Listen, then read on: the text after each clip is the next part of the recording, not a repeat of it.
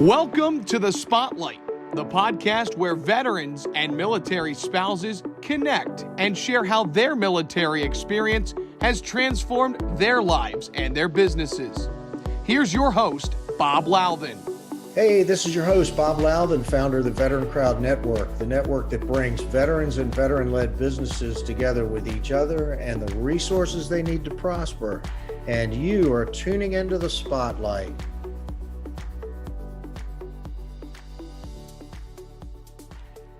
Hey everybody, this is your host, Bob Louthen. Welcome to the Spotlight on the VeteranCrowd Network. My guest today, Eli Crane, U.S. Navy Special Operations, Navy SEAL, owner and president of Bottle Breacher. If you don't have one of these in your drawer, you need to get one. And a candidate for Congress in Arizona, the 1st Congressional District, I believe, in Arizona. Eli, welcome to the program. Thanks for stepping into the Spotlight. Thanks for having me, brother. I appreciate it. You know, Eli, gosh, 5 years ago, I wrote an article. I called it Vision 2020, and I was very frustrated with the lack of leadership in Washington. And I, at that point in time, said, you know, it's time for veterans to go run for Congress. At one point, they represented 70% of all members of Congress, and even more and larger numbers in the Senate at some point, and that number's dwindled. I am so pleased to see you running. You got some great ads out there, but tell us how this came about. Yeah, this came about, like many things, through the combination of a couple different, happenings in my life. First of all, like many Americans, I'm extremely frustrated with the direction of this country and the lack of leadership that we have. I see almost like a pandemic of cowardice and corruption running this country, and I can't stand it. And more importantly, I have little girls that have to grow up in this country, and I want them to have some of the freedom and prosperity that I did. But a lot of this came to pass for us because I started working. I was asked to do a political, basically campaign video commercial last year for Senator Martha McSally, and got a chance to talk to Martha and some of the people that were working with her. Had asked me if I'd ever thought about running for office, and then one conversation led to another, and here we are. So you'll be running. Is there a primary next year that you're engaged in at this point? When will that be? Yes, sir. There is a primary in Arizona, and unfortunately, it's a late one. It's in August, so it's pretty tough to. It's going to be tough to beat the 3-term Democrat named Tom O'Halloran after winning in a primary here. But it is what it is, and I've done a lot of hard things in my life, so I'm not intimidated by it. Are there other candidates for the Republican slot that you're engaged with at this point? Yes, sir. There are. There's 2 that I'm aware of right now. 2 others. Okay. All right. So, let's talk a little bit about this frustration. It's interesting. You've got young children. Mine are grown, but I just tend to agree with you. I think there's a lot of frustration out there. Is it a veteran thing, or is there a larger group of the population that's feeling the same way we are? Yeah, I think it's across the board. I think veterans might be a little bit, more frustrated just because many of us were willing to die for it. And I think that that definitely plays a role. But I think Americans across the board, when you grow up in the greatest, freest, most prosperous country of all time, even though it's not perfect, and we have our own, checkered history, most people, I think, understand that it's not like this everywhere around the world. And when we see ourselves, being diminished and weakened because of our own foolishness, I think that really weighs heavy on a lot of Americans that I talk to on a daily basis that never step foot in the military. And so, for me, a big part of this is just trying to be a part of that change I want to see. And even if it means at the end of this line, brother, that there's no congressional seat for me, or it's not in the cards, I'm hoping that, stepping up, stepping out, and being willing to lead encourages and, gives others courage to go do the same thing. And so that's what a big part of this is for me. We got some we got some special operators in Congress right now. Mike Waltz from Florida is in there. Give a shout out to him. You know, talk a little bit. That we're right in the. I mean, we just gotten out of Afghanistan. Okay, Tuesday, and there's been a lot of frustration around that. If you got some thoughts on, were you in Congress, what you might be saying today with regards to this series of events, what would you be talking about? Yeah, well, first of all, I think for me, this comes back to understanding that Republicans don't hold the House right now in Congress. Nancy Pelosi has I believe it's a +4 majority. So unfortunately, Republicans are not in a driving seat right now. So they really don't get to run things. But I have learned in my life, I've learned in business, that oftentimes the squeaky wheel gets the grease. And so I think I'd be doing everything that I could to make sure that my voice was heard, and even to the point of annoying and frustrating, other people about how foolishly and ill-planned our exit from Afghanistan was. We still have Americans there, making sure that, I was meeting with and rallying with, allies who are just as frustrated as I am to build coalitions so that my voice isn't by itself. And just storming, into whatever office we can get into to make sure that people understand at the leadership position, this is not acceptable.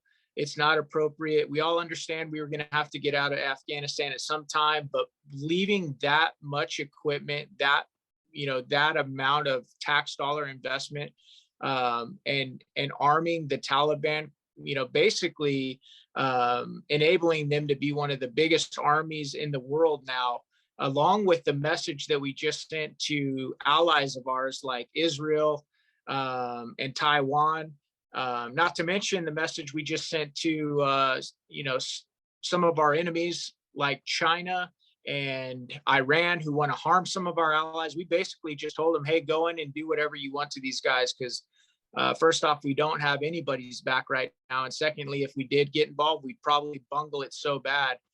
It would probably be to your advantage if we got involved. So, I would be this biggest squeaky wheel I could be. I'd be trying to build coalitions with anybody and everybody I could. And I would be, doing everything I could to hammer this administration and everybody accountable, in the media. I'd use my platform to its fullest potential. And that's what I'm trying to do right now. I did Fox and Friends this morning, probably going to do Laura Ingraham tonight. I'm not even a Congress member, and I'm trying to do it already because, desperate times call for desperate measures. Well, I hope you'll tell Fox and Friends and Laura Ingraham that you were on the VeteranCrowd network too. That would help me a ton. Let me make a note of that. Yeah. So, honor, duty, service.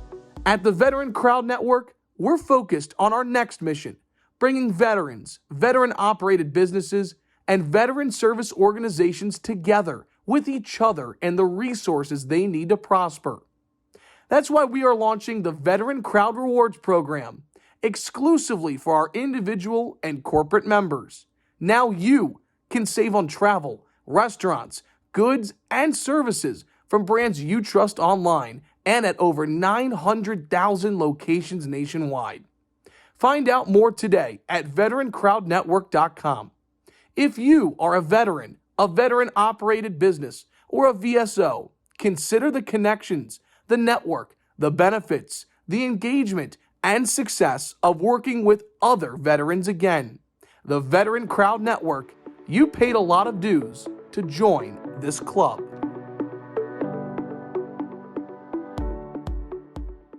hey, we're listening to Eli Crane. He's our guest, U.S. Navy Special Operations and Navy SEAL, owner and president of Bottle Breacher and candidate for Congress in Arizona.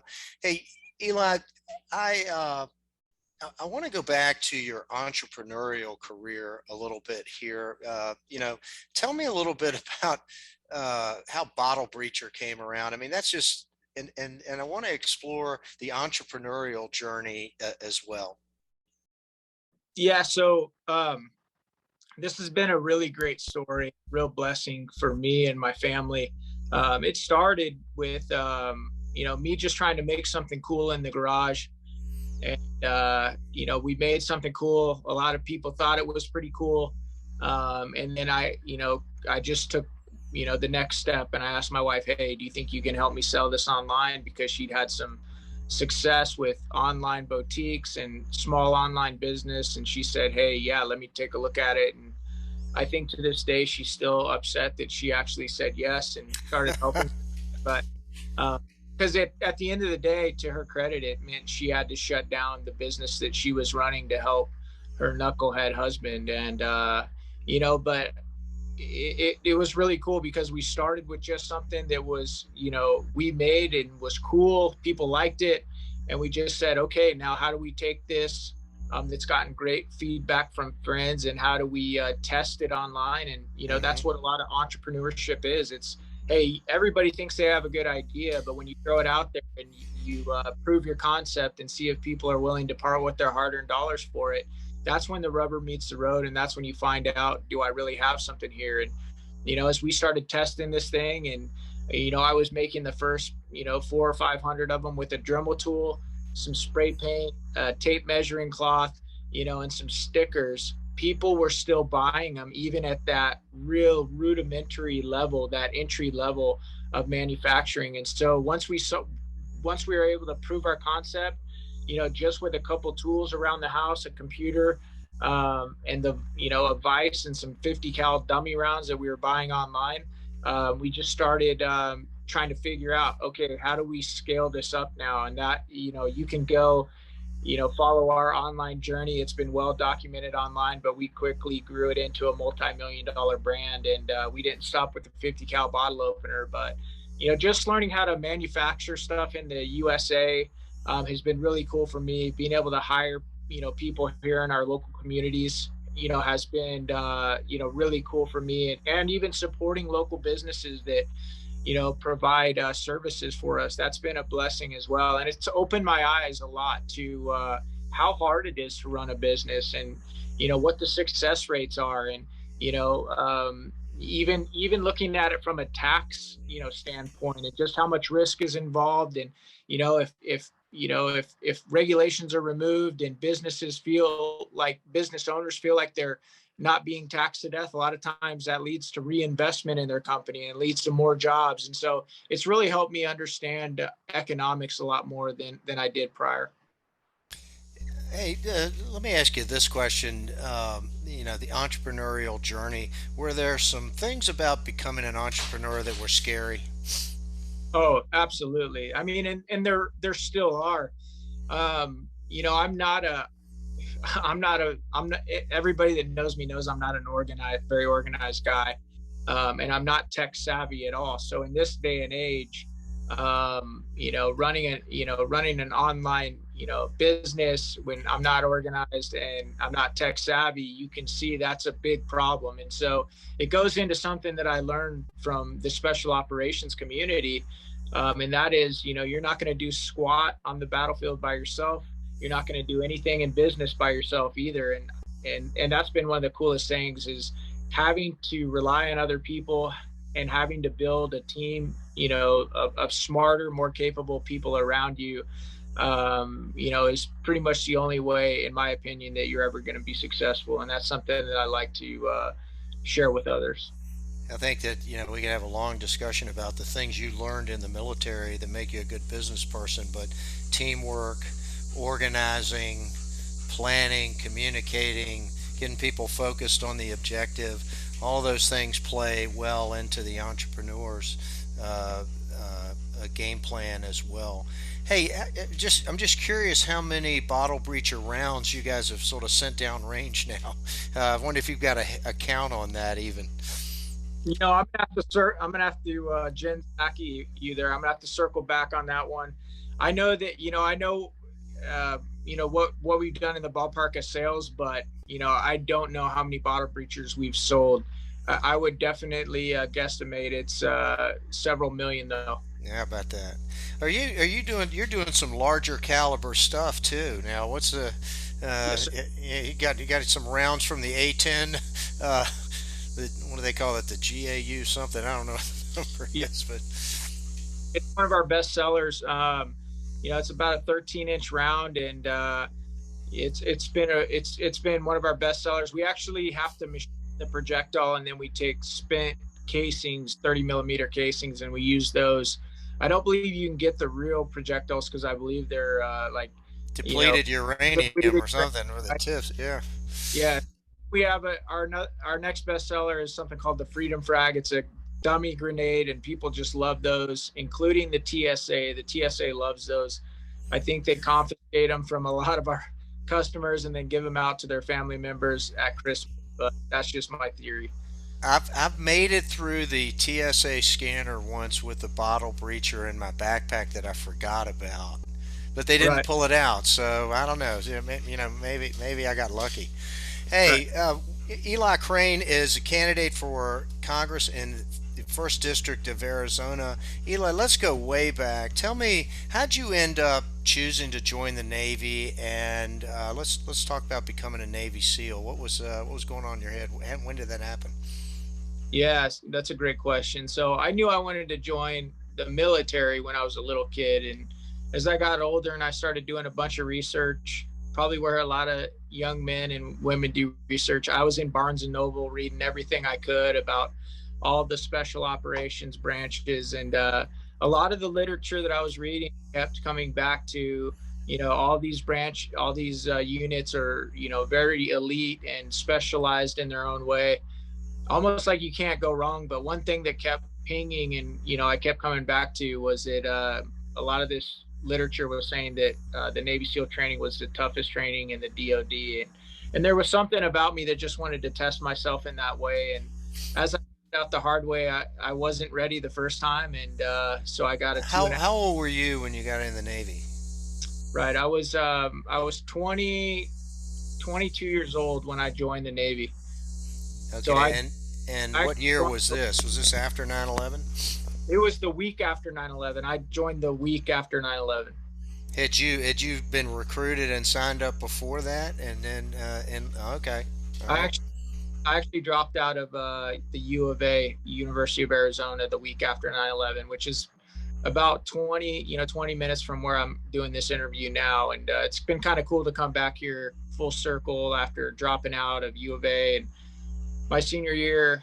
And then, the journey, my roller coaster journey, failing out of buds the first time. And like I said, I went to a ship, the USS Gettysburg in Mayport, Florida, and I spent 2.5 years as a gunner's mate on board there, and then finally got an opportunity to come back and made it When through. you enlisted out of college, were you slotted to go to Buds? Is that or did you go somewhere else first? I mean, of course you went to basic, but I went immediately to basic, and at that time you could get a SEAL contract if you did well enough on your PST, your SEAL screen test. And so I didn't even pass that on my first time.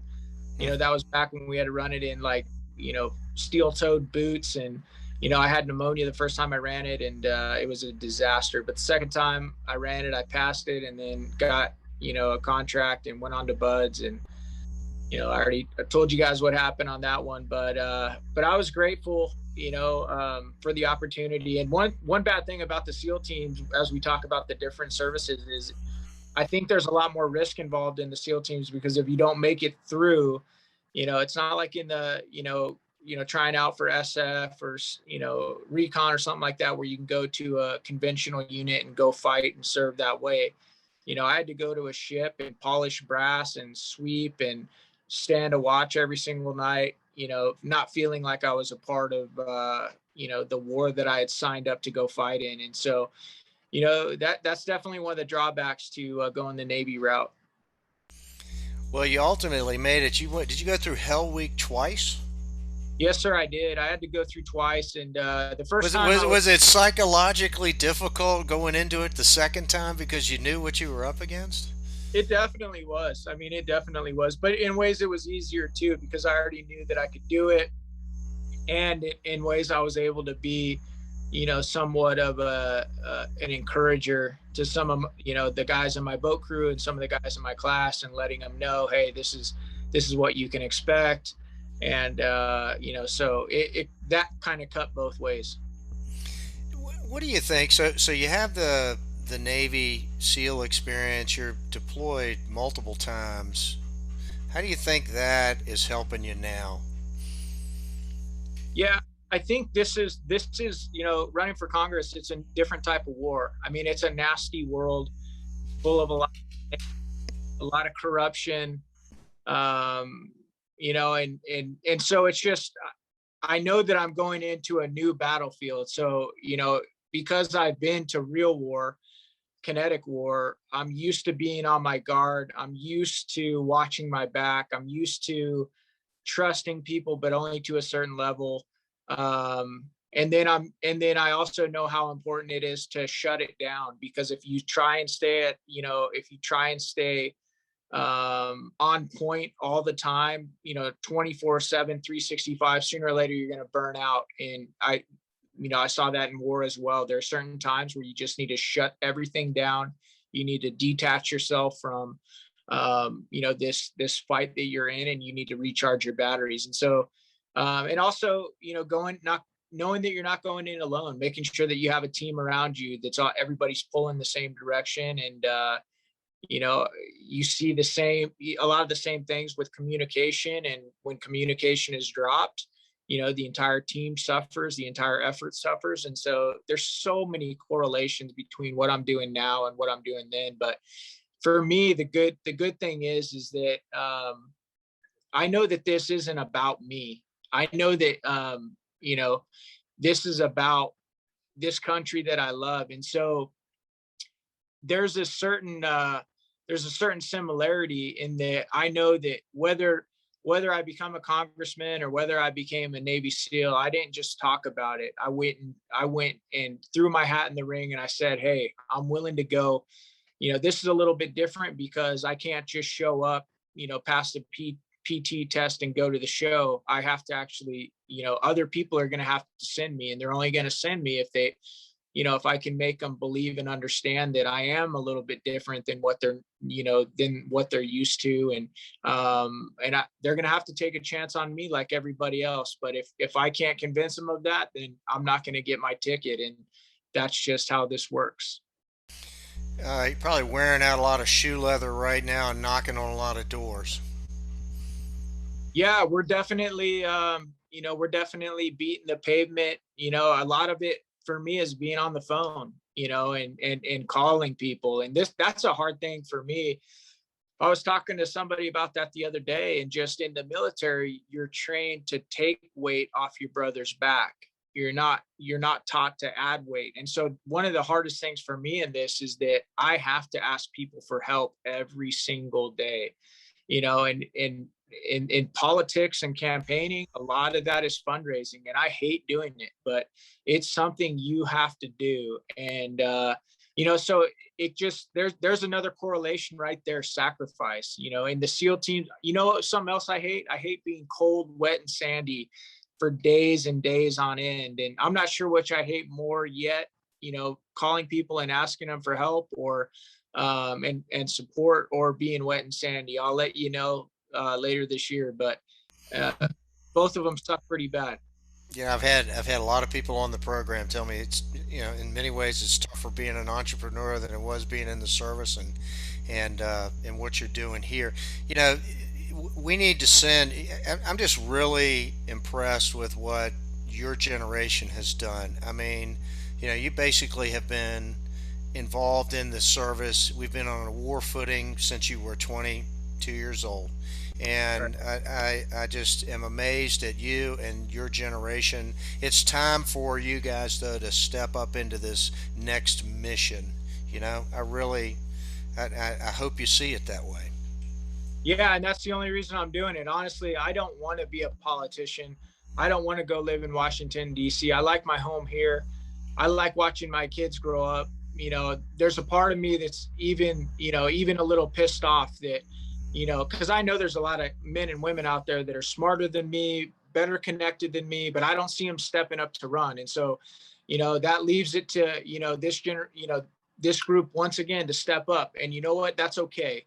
Because, it's, again, I said, it's not about me. And I want my kids to grow up with the same amount of freedom and prosperity that you and I did. And that's not just going to happen. Ronald Reagan himself said that, freedom is always one generation away from extinction. It's more true today than it ever has been. And if we don't get men and women with courage and character to step up and go fight again, we're not going to have it. And that's why I'm doing this. That's what it's all about. And so be it. The approval rating for the military is typically at the high end of public approval, and Congress is at the low end. I'm hoping you're going to be able to do something to help us maybe, raise the approval rating of Congress. Eli, how do people follow you and support what you're doing? Thank you, brother. And I hope the same. And I'm grateful that I'm not the only one. There's at least there's 5 of us SEALs that are running. Right now, I know that there's a guy up in, I think it's Washington, named Joe Kent, who I've listened to many times. I'm very impressed with him. Sean Parnell's running. He's an Army guy. He's running for Senate. There's a lot of veterans that, Mike Garcia ran in California, I think last year, the year before, won a special election. So there's a lot of us that are seeing the same signs, and we're throwing our hat back into the ring one more time. And so I'm encouraged by that. And if any of your listeners want to go support us and follow what we're doing and share our content, even pray for us. We really appreciate that. And you can go find us at elifораrizona.com. That's elifораrizona.com. We'll put links to that, and if you'll give me all your social media handles, we'll make sure that we'll put that stuff out as well on our show notes. Hey, Eli, time goes by quickly on these conversations. Thanks so much for stepping into the spotlight. I really appreciate it. And, we're going to do some stuff here. We're going to get some veterans in Congress. We're going to get the word out on your behalf. Hey, thanks for doing this today. God bless you, brother. I appreciate it. Thanks so much. Hey, we've been listening to Eli Crane, former U.S. Navy Special Operations, a SEAL, the owner and president of Bottle Breacher, and a candidate for Congress in Arizona. Eli, I'm going to throw out an Army Bravo Zulu to you for your performance today. Thanks so much for being our guest, folks, and that's a wrap.